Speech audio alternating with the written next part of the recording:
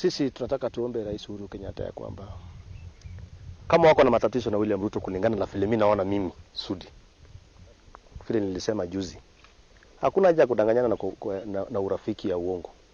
Urafiki ya William Ruto na Uhuru Kenyatta ni kama mzee wakati amekosana na bibi yake. Alafu unajua saa zingine kwa hii manyumba watu wanakosana. Na bibi analala kwa room nyingine na mzee analala kwa room nyingine. Lakini yao kulingana na mimi, bibi analala kwa nyumba nyingine na mzee analala kwa nyumba nyingine. Hakuna haja kudanganyana. Mimi nataka niombe Uhuru Kenyatta nimwambie kama kuna mahali sisi tulikukosea, please hurumia watu wetu, kwa sababu hiyo project ya Kimwaren na Aror inabeba watu wengi sana na ingefungua mali kubwa sana, lakini kwa sababu ya kudanganyana kusema ati kuna ufisadi, kuna ile, hapana. Nilikuwa najua ya kwamba ni hiyo walikuwa wanataka kuwa hiyo project, na mimi nataka nawahakikishia Kenya leo ya kwamba ama wakaji wa Kimwaren na Aror na Bonde la Ufa, hiyo project imekufa. Hiyo ndio ilikuwa intention yao kubwa. Observer group has also come out clear that on a basic and cursory scrutiny of those signatures, there are some that are problematic, and yet there is no similar criticism that is driven to or directed at this effort by our court, where he sat in his room somewhere. I don't know who he was with, because there's not many people of Third Way Alliance, and then he gives a bill and he says vote on it. The bill, as we have pointed out in our statement, has not addressed the key issues. For instance, the biggest problem in this country is the debt, the foreign and domestic debt we are going to pay in this financial year alone. 1.1 billion shillings, is it trillion shillings? Let's now bring development to this very smallest unit that's been run by a member of the county assembly. And oversight will still continue here. Out of the 6 people who are elected, we are the people with the people on the ground daily. I support it, and I feel that as a representative who is nominated for gender, I have no other word to say but to support it with the interest of the people. You'd rather have few members of parliament and have more money at each and every ward level. Tutakuunga mkono, haya tutakuunga mkono. Na sikuungi mkono ili niwe na kiti next election. If I lose it, na nipate faida huko mashinani, the better. And so, we need to say the moment. This has come from God himself. You don't need to pray harder to know that God is in this thing. And Duale broke the law. I hope the police will want to call him to tell him to write a statement on that threat. Because that was against the law, what Duale did. To threaten MCS. We are your ambassadors. You have given us the Holy Spirit to talk the truth. Now, go and say that you are 12 disciples, like Jesus Christ, and the message is home and dry. I want to suggest that we learn and do public participation in all the 55 wards in this county. Come back to this house, pass this bill. Let us be the first county assembly to pass this bill. All right, welcome back. This is News Compass. You are watching the program. I'll be joined in the next 50 minutes or so by the former Member of Parliament and nominated Senator Elizabeth Ongoro on my far right. At the center is Mark Bichachi, a political commentator and communications consultant. Thank you so much for joining me. I do appreciate your time. And on my immediate right is the woman representative, Baringo County, the Honorable Gladwell Cheroyot. Asante sana, I do appreciate your time all, and thank you for coming. A lot to discuss, but to just first of all dissect it from the angles of the bites that we have just played, which one included, of course, the Okot bill, verified 1.2 of the 1.4 last week on Thursday, a time like this, by the IEBC. And of course, from the ODM angle, which says it's not going to remedy or address the problems that punctuated the political arena in the country. And of course, the Aroran Kimore Dam scandal that led to the arrest of CS Henry Rotich, and the subsequent political statements issued by Sudi and company, of course, following what happened on Monday after the DPP's direction to have them, of course, put in custody. First thing is first, coming to you at the center, Mark Bichachi, owing to what's happening, and of course, looking at the theater of today's political establishment, coming to the court bill first here, which is now before the county assemblies, the 47 devolved units. Quite patently, we are seeing a political establishment in a total mess, and that has been sending incredibly unhealthy signals ever since 1991. To what extent do you think then that a change to the 2010 constitution can remedy the current political problems caused or prompted by the political establishment? Thank you very much for the honor to go first. But this is the first time I'm in a panel where I am surrounded by two ladies. So in the gentlemanly tradition, I would cede my time to the ladies to start. Honorable Garwell, shall we hear them? Honorable Garwell can take it up. Okay, let me go to Honorable Gladwell, handing over that the gentleman's perhaps viewpoint. Honorable Gladwell, coming to you first. We have seen, of course, the court bill that led to some form of reaction from the ODM party. He, of course, is intent at changing the constitution, wanting to make the ward, which is the lowest in terms of the hierarchy of administration in the country, to have that kitty, as is the case with the Constituency Development Fund. And we are seeing a political establishment in terrible mess that has not been healthy ever since the democratic space opened up in 1991. Can this be the remedy point of the current political problems that are caused by the political establishment? Okay, maybe I would say going for referendum is, from the look of things, it is inevitable now. But I want to go by the court's bill, because you see, you cannot move a problem, you cannot solve a problem using another one. The truth of the matter is the political unrest in this country is not anything to stop maybe anytime soon. We are growing, and things are very dynamic. And with that reason, this is the time we want to try. Of course, the earlier constitution before 2010 was even more chaotic than the current one. In fact, the current one, I think we are just panel beating it. Of course, with trying to bring inclusivity in terms of the top leadership. But now, when you say we want to remove maybe CDF from MPs, bring it to the counties, and you want to say we want to reduce representation in every county to only 2 people, that is 1 woman, 1 man. Then again, you are actually refusing Kenyans the privilege of being represented. I mean, we need to look at a balance so that actually, like he's putting, punguza mzigo, and of course we have the other one which is saying ongeza mzigo by Sholei.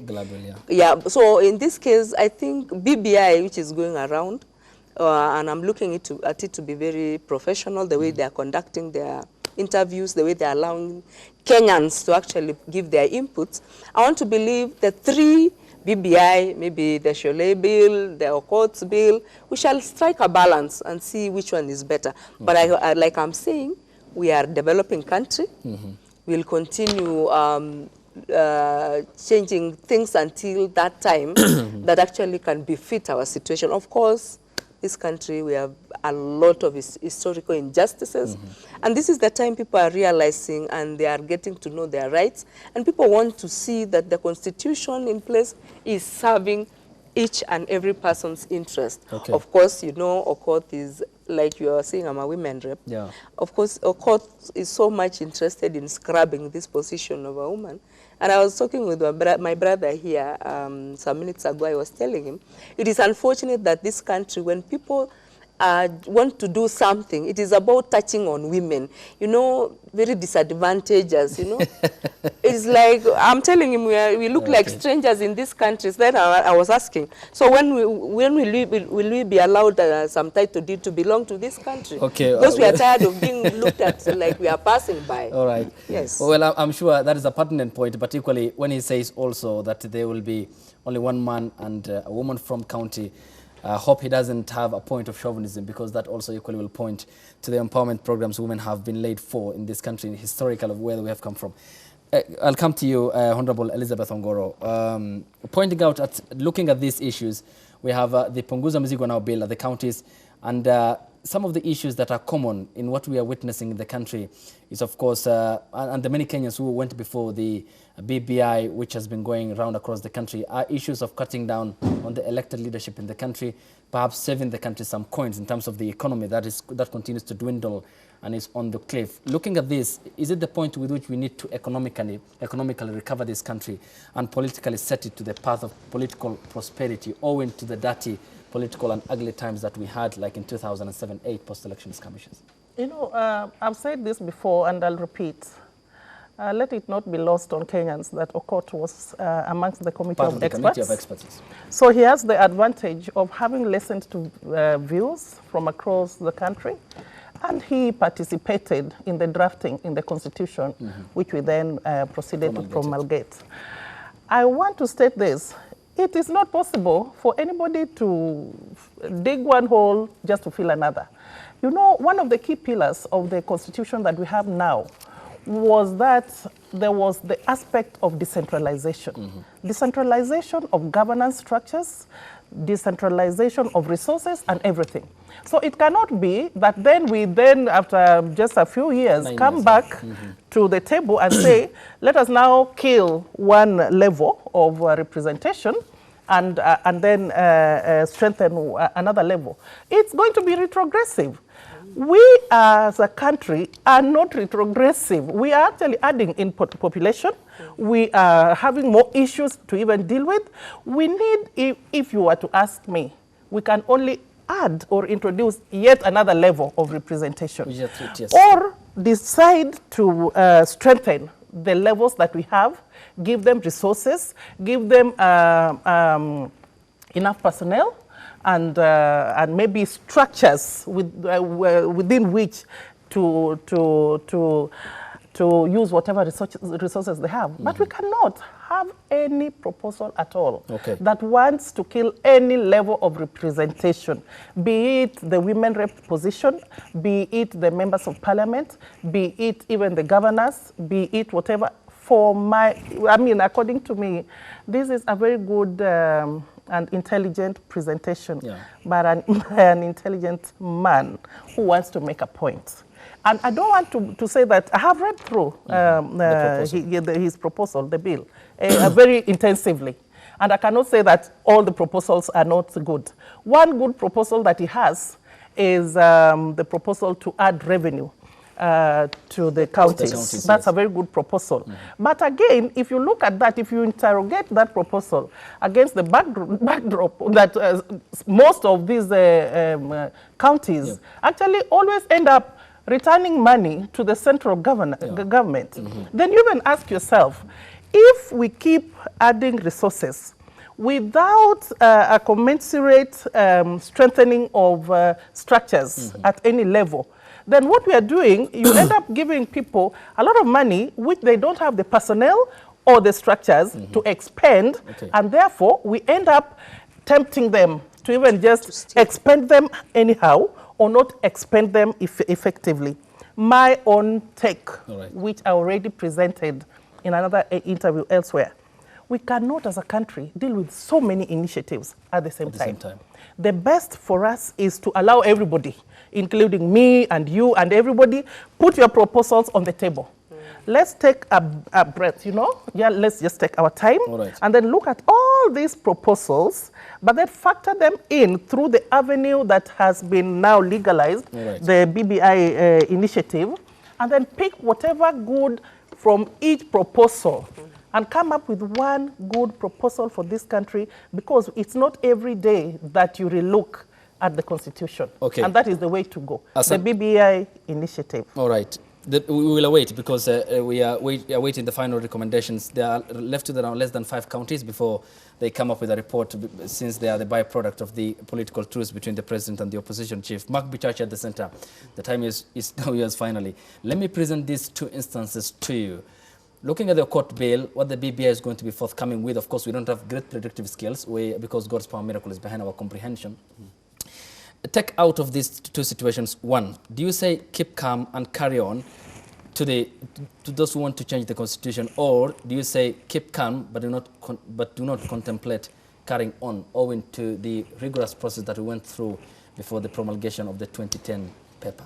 Excellent question. And there's one thing that people are not realizing, that number one, these 1.2 million signatures are now being called into question, and for good reason. Because Chebukati said that the law does not require him to verify the signatures. That means that today I can download a list of voters and do 1.2 million people and hire 100 interns to sign on their behalf and then have a referendum. That is a dangerous, dangerous thing to imagine for this country. Number two, we must be very clear that the reason why the framers of the Constitution insisted that you must get 1.1 million people to sign that petition was not a matter of getting a signature on a piece of paper.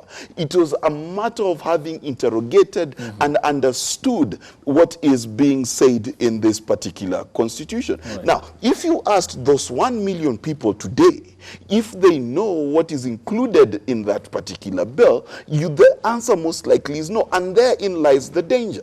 And the dangers there are quite a number. Number one is what Okot has done is very clever, but it's very sneaky. All right. He's created a constitutional review process that is suitable for MCAs. He's created it in a way that the MCAs looking at it will be blinded. They'll be blinded because they'll be getting money. Resources. They'll be blinded because devolution is getting more money. But they will not address the real issues. Now, what are the real issues? Issue number one, representation. You see, it is quite easy to say each county needs one man, one woman. It's very easy to say. However, practically think about it. You want to have two houses, a Senate with veto power. Which is an upper house. Yes. So this upper house comes from where? A county.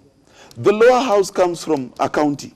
So you got the same votes as me in the same place, and then you want to tell me you can veto me. So how when I go to vote, how will I choose between the MP and senator? Because we'll create a bigger fight of supremacy between these houses, because at least now senators can say, if I'm the senator of Nairobi, I campaigned in 4, 5, 6 constituencies, and they can argue a point. But if they had the same vote, 1-to-1, who would veto the other? Number two, our counties are not representative by numbers. All right. Because some counties have 200,000 voters, others have 1.4 million voters, and then you want to give them the exact same number of votes. So the problems therein will create a bigger problem for this country, thinking that the words will celebrate. So when you look at all these things considered, you have to realize that whereas Okuru Okot has some good proposals, but the problem is he's given us a poison chalice.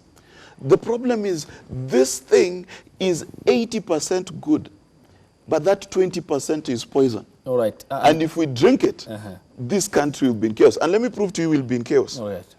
There are places that have El Molos.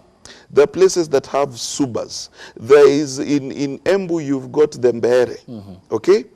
If you say that the people representing them will only come from the county, when will Mbeere ever see parliament? Well, the question of, again, the diversity and bringing exactly the amalgamation, the cocktail nature of the Kenyan makeup. Yes. And again, does that threaten the main fabric then, despite considering, for instance, say the channeling of more funds from 15 to 35, which is quite enticing for the members of the county assemblies? Exactly. Is the underneath here a playbook, or the sort of the Trumpian style playbook, perhaps one that will further deepen the already political doubts? It's quite populist, and let's be clear. Look at most of the border of the intertribal conflicts we've had in this country, including interclan conflicts in this country. They're about borders. So you cannot just unilaterally decide, because for the Suba people, for the Kuria people, that little constituency they have is their voice in parliament. That guy represents their collective hopes and dreams, and you want to collapse those entities. It is a dangerous, dangerous move. All right. Honorable, that is Elizabeth Ongoro, Honorable Gladwell Cheruiyot, and Mark Pichachi. Let's see the break here on the program. When we come back, we'll continue with the discussion, sample some of your tweets on the big screen as we continue, and of course into the last segment of the program in the next 30 minutes before we finish up on this discussion. Come back and of course talk about the fight against corruption, the Aurora Kimored perspective, and why some are castigating the Office of the Director of Public Prosecutions, the DCI over the matter and why it's a case of robbing Robert and paying Paul for some who are, of course, the allies of the Deputy President, William Ruto. Talk to us. The number is 40920. The hashtag on Twitter is News Compass. We are coming back after the short break. Stay tuned.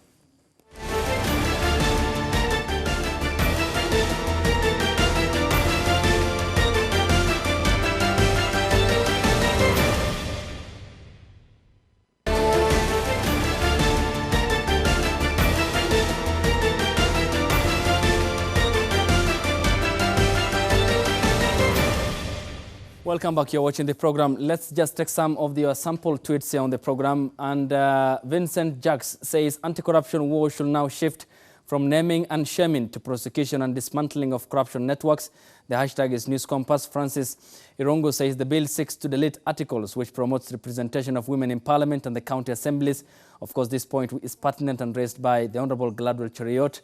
The women reps who have made that is no impact, according to him. What do you make of the proposal of a 7-year, one-term presidency for the role of the president? Will this impede accountability or improve service delivery? Of course, continue the hashtag as News Compass. Courts are slapping suspects on the wrists with minimal bails, issuing anticipatory arrest orders and giving injunctions arbitrarily. That is according to the view of Kahoji John. And one final one here. Peter Tuaro says, what is the BBI, where some of the few and rich individuals in Kenya have made a presentation? The hashtag is News Compass. Send in.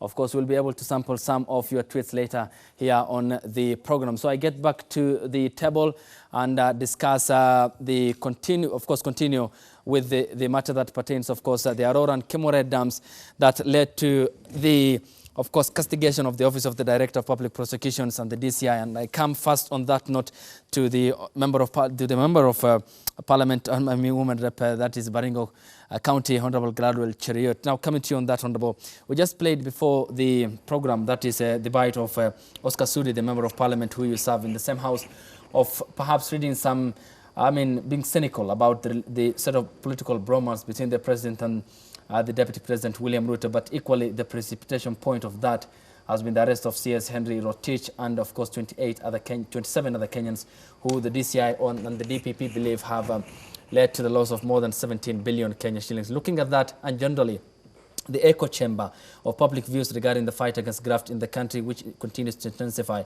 are we likely going to achieve a tangible outcome? And perhaps on this point, is the judiciary the missing link in the fight against corruption?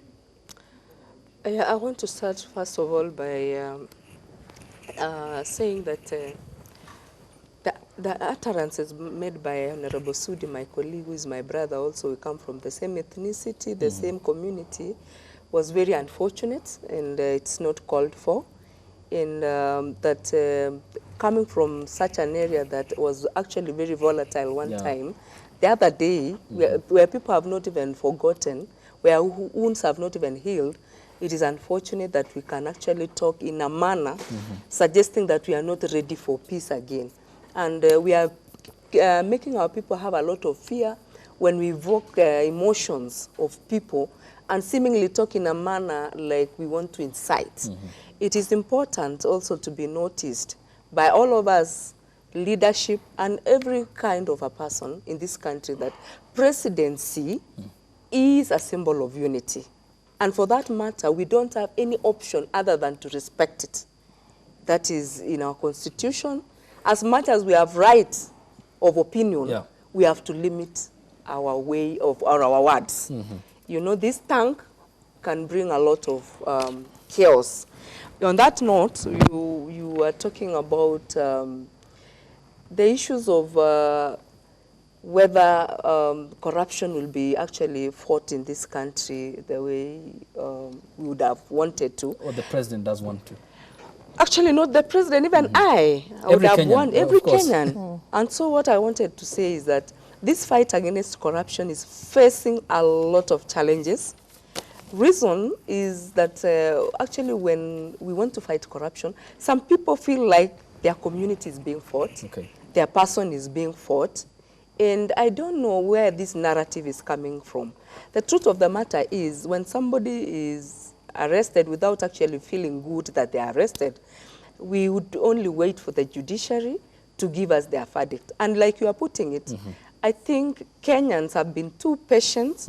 They have been actually having a lot of trust. When they see people arrested, they would like to see the outcome. Of course, I know the court process it takes quite some time, but the judiciary needs to actually not to lose the trust that Kenyans have on them. Such that now the challenge that people have, I don't know, is it the investigation part that is bringing issues? Somehow we feel like sometimes even from our naked eyes and thinking, you feel like this person has committed a crime.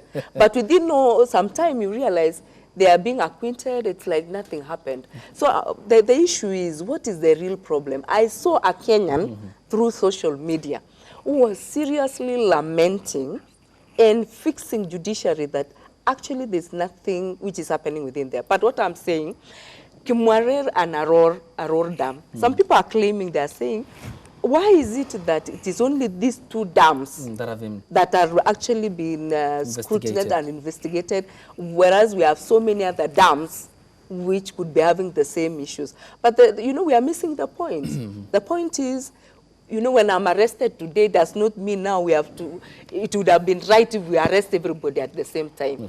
I want to believe now that the investigating department, the DCI, the EACC, have heard the concerns of Kenyans that there could be other problems elsewhere.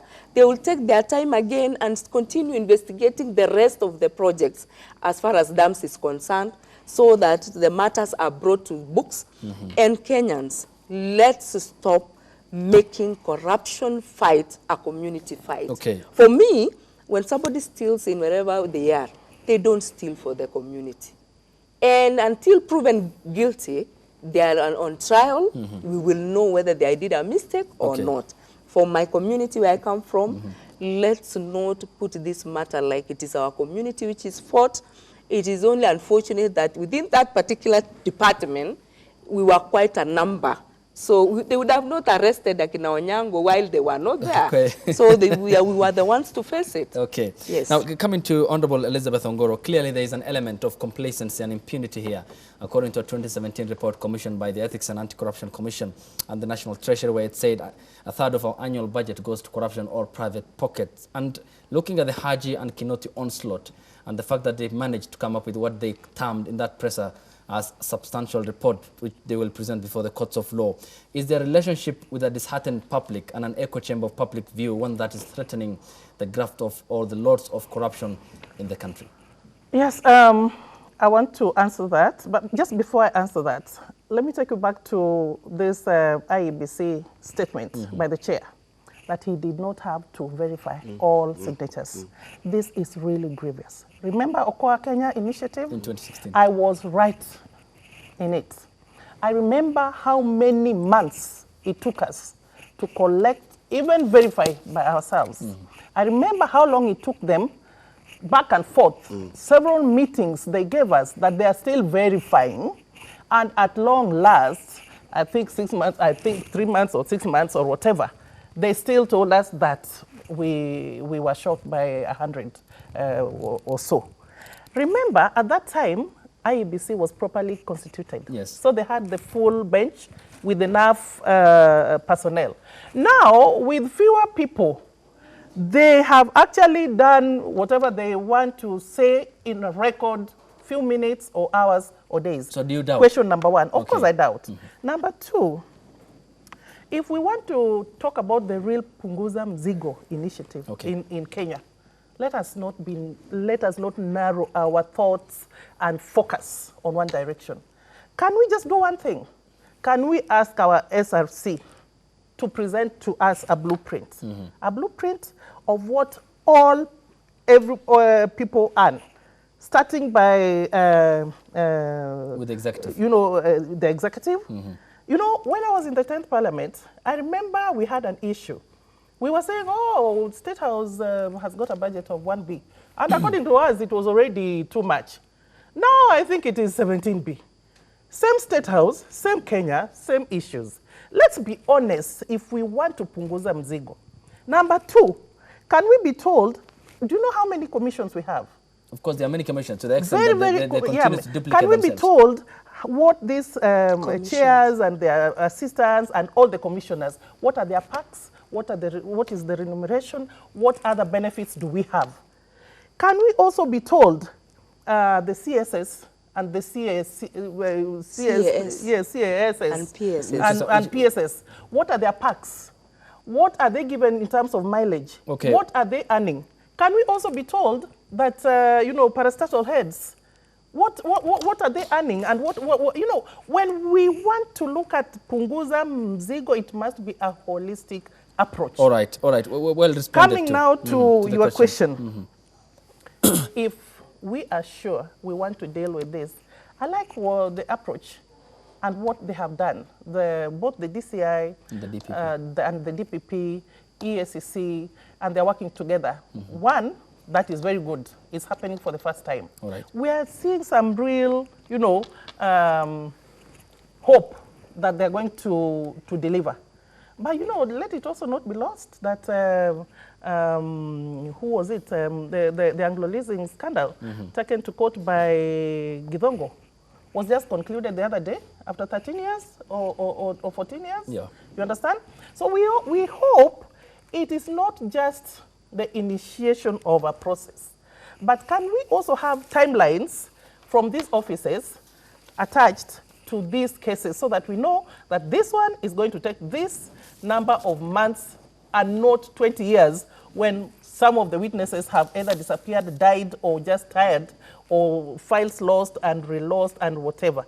So if we can have this very good initiative, which they are doing, right. I want to say kudos to these gentlemen, but can they also give us timelines within which they are going to prosecute? Deliver on the matter. Mark Bichachi, I'll come to you. Looking at the Oscar Sudi, of course, it's just a microcosm of a larger, of course, black political propaganda that continues to come out as a result of the fight against corruption in the country.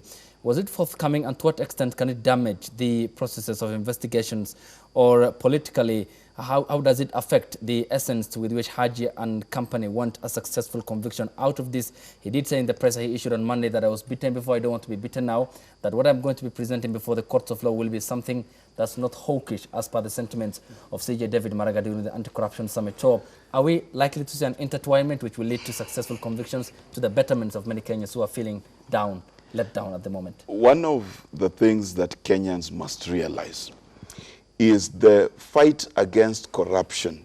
The engine is oiled by proper public sentiment towards the process. We cannot live in a country where the DPP and DCI are afraid to arrest someone because the sheep Kenyans are willing to defend a thief from whom they have never even eaten a plate of food. That is where the problem is. It cannot be that the DPP has to hold a press conference because he's afraid that the Kenyans who have been stolen from will defend the thief. It has to stop. So is there an implication to what politicians say to the fight against corruption? Yes, there is. Yes, there is. Because Sudi should know that if you are innocent, you have nothing to fear in a court of law.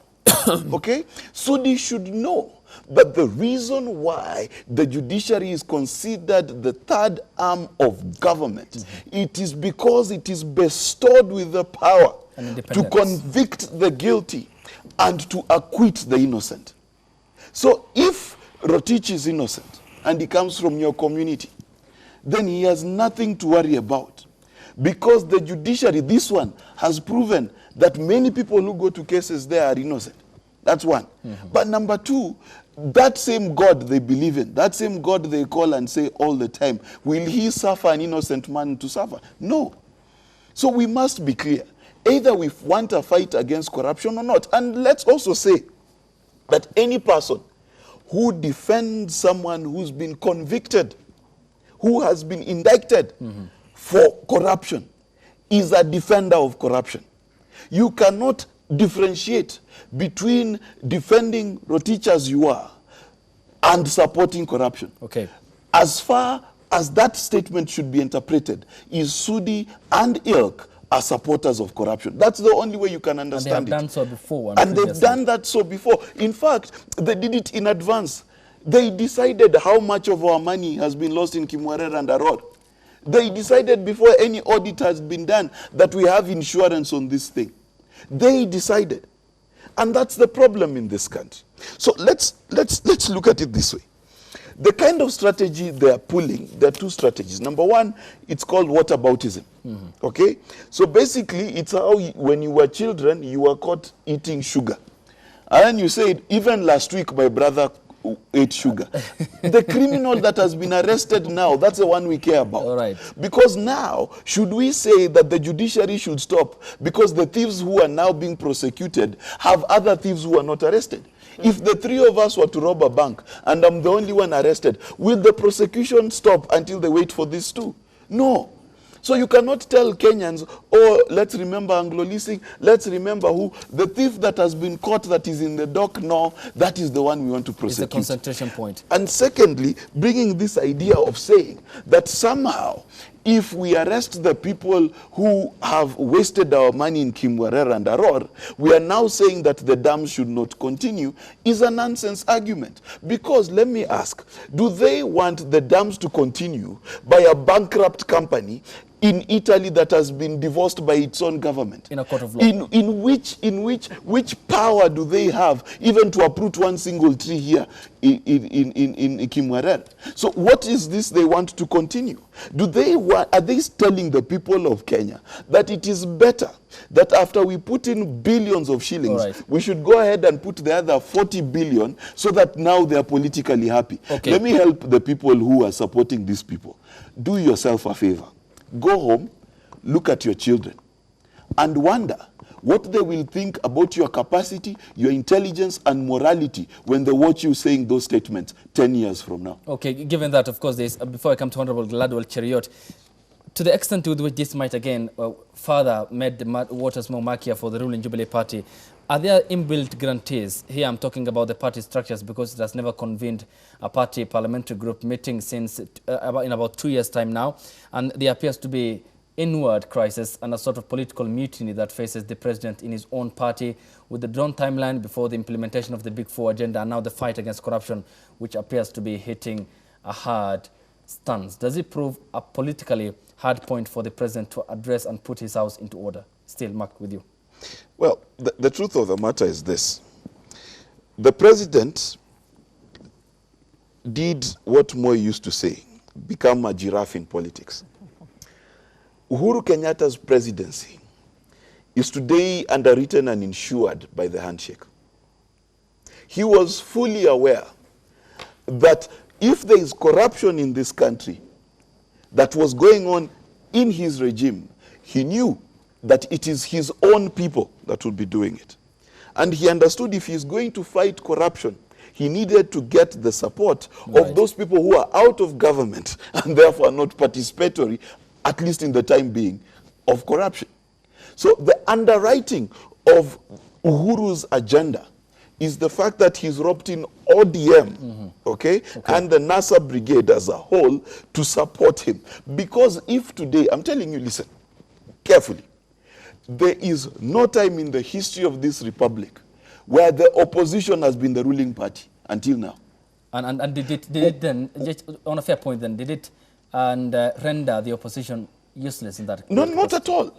Because the purpose of opposition is not just to defy the ruling party. The purpose of opposition is to agree with the ruling party when it's doing the right thing. Now, it is only in Kenya, only in a very insane Kenya, where we want to argue with the president on, look at what we are arguing. Number one, should we unite Kenya or not? That's what we are arguing about. Number two, should we fight corruption or not? That is what Akina Sudi are telling the president to resign on. And of course, to see of Raila Odinga from the political bed. Honorable Gladwell, coming to you on this note. Are we likely to see a cushioned investigative agencies looking at the process with which now they have taken? They seem a bit, confident, and they have instilled in Kenyans hope, and Kenyans are now optimistic about the process with which they are now taking in terms of the fight against graft in the country. Do we need to lessen the political stance, and to what extent will the other parties who are interested, who see a future for this country, perhaps come out and defy this sort of political sentiments and rhetoric made by the likes of Sudi and company, who want, of course, to cripple the efforts by the investigative agencies to bring those who looted the country and make the coffers empty to book? Yeah, I think the investigators of this country are feeling cushioned a bit. You know, with the handshake and the call for unity, where I'm one of them, you know, I'm a serious Embrace member, and we are saying we want to embrace each other. And in the House, of course, where a lot of politics could be erupting, that is where a majority of us are just agreeing with many of these things. Of course, the few people who are not agreeing with them have got their vested interests. And sometimes, you know, I ask myself, what is this all about?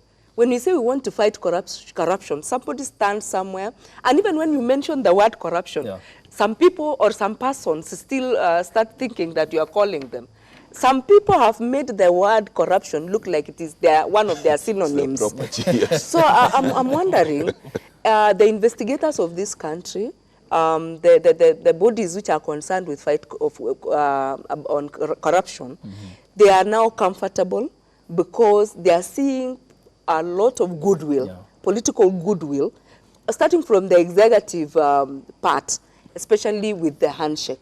They're seeing, they're cushioned. You know, sometimes also the investigators are human beings. They can be subjected to harsh political conditions where they are not able to work. But at the moment, at least when some of them are saying on the other side, the DCI has no capacity, the DPP is no, some others on this side are saying, continue with your work, and they're the majority. Please do it, we want it. Because let me tell you, this country, we had better start thinking. For those of us who have children, who have sired children, where are these children going to go? If we are going to finish everything with us here, as if we have no future, we are eating, or we are actually emptying the country as if we are about to go somewhere else. It is about time we really come back to our senses and defend this country and its resources, and we stop this stupid thinking of personalizing everything. You want to actually make everything that you see, you wonder how much will come to you as a person. I want to concur with, there's something which Honorable Ngoro said, that when we have election petitions, they have serious timelines, and the courts go by. I think corruption is a capital offense. It's a crime.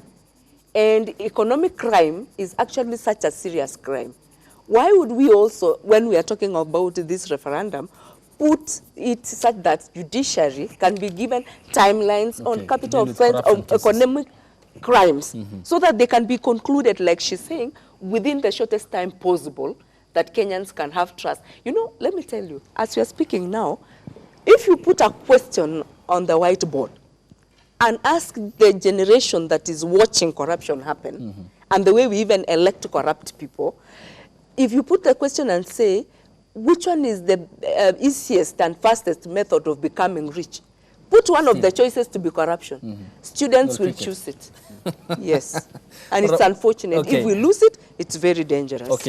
Honorable Ngoro, I'll come to you on this note, because you have also been in the political arena and with vast amount of experience. Are you fundamentally alarmed at the sort of political statements that we see from a leadership that perhaps many Kenyans will say fancy corruption, and to just go by the sentiments of the ODM party lawmaker from Saboti, Caleb Amisi, who said at one point that we are fighting corruption, and corruption is a tribe. So if you belong to that tribe, then we are coming for you. So don't, of course, use the card of the ethnic tribe that you hail from as your defense point. And is this profound failure part of perhaps what we continue to witness as the perpetual continuity of the political letdown in this country by few individuals?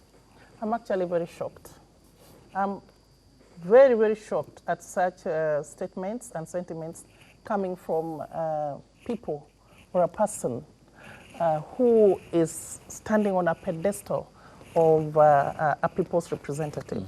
Because, you know, there are certain things that once you are representing people, you represent everybody. And why I'm so worried with those kind of sentiments, when did we classify corruption? Or which is this region or community or group of persons who patented corruption to be just them? When we talk about corruption, even as I stand here and I answer your question, if I am caught with a corruption case tomorrow, I should not now then say, oh, that day, on that particular day, we were the three of us. Can you then now come and defend me? Yes. Nobody has patented corruption. I'm very happy that for the first time, the judiciary, the DPP, the DCI, the ESCC have stopped the blame game. They have removed the gloves, and they are now working together as a team, with the benefit of the executive and Kenyans at large supporting them. That is very good. And if I, as Elizabeth Ongoro, I am here talking about anything freely, and I don't think that, I mean, tomorrow they say they are going to arrest some people who squandered some money from some dam, why should I not be sleeping at night? If I know I did not do anything. And if I was involved in the process, but I followed due diligence, I've not done anything, even if I'm called to go and give a statement at ESCC, I will go. Because I will simply state it as I know it, and I've not taken anything from anybody. So I think sometimes it is the leaders who are actually making it very difficult for the few amongst us, or the few Kenyans who have gotten involved in things that could be classified as corruption. Let us allow the law to take its full course. Let us say what we know as we know it, and let us not defend anybody who has done wrong. Even as parents, you do yourself a lot of disservice if you keep shielding your own child anytime they commit a crime or they do something bad, because whatever you are shielding will come back to really not be good in their life. We can't lose her point, because there's something in communication that we call normalizing. Now, normalizing is using language that makes something that would not be acceptable become acceptable. Now, what these politicians are doing is they're normalizing corruption. Let me explain to you what I mean. When they stand and say that these cases against corruption are targeted at only a few of us, they are also saying that every leader you see is corrupt, and they're only arrested when it's a political vendetta, telling us that it is normal in this country for the two ladies here to be corrupt for the simple reason that they are leaders in this country.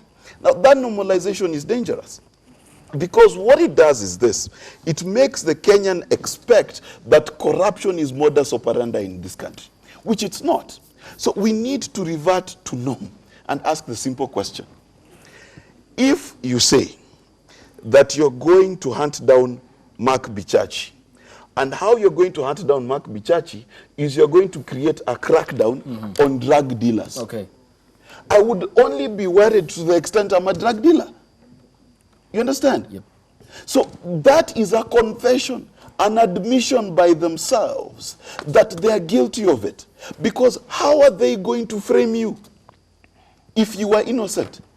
How is Kinoti and Haji going to create all these manners of money going into your account? Will the government put money in your account, then come back and say you stole it? No.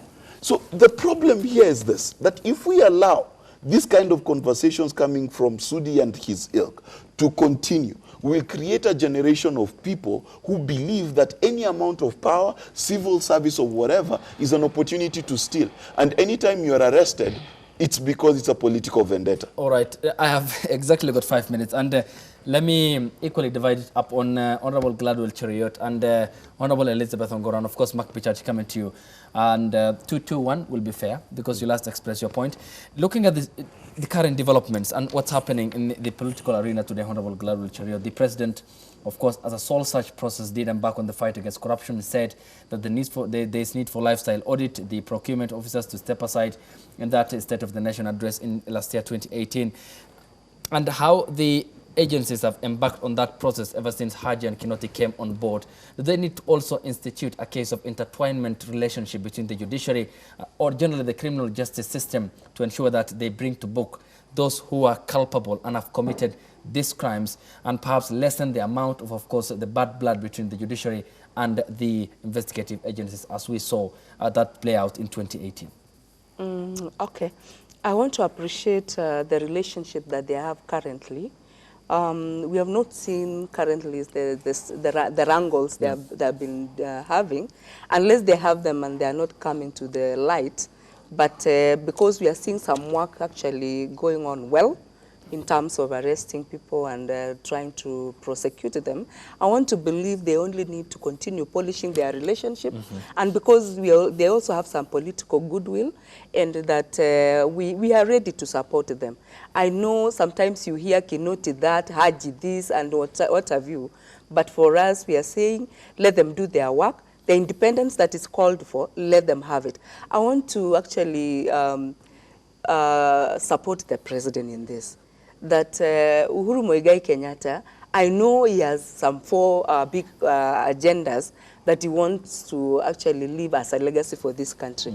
But I want to believe, and if he listens, the best legacy that he can ever leave is to actually be able to fight corruption. If he manages that one and to unite Kenyans, he is good to go.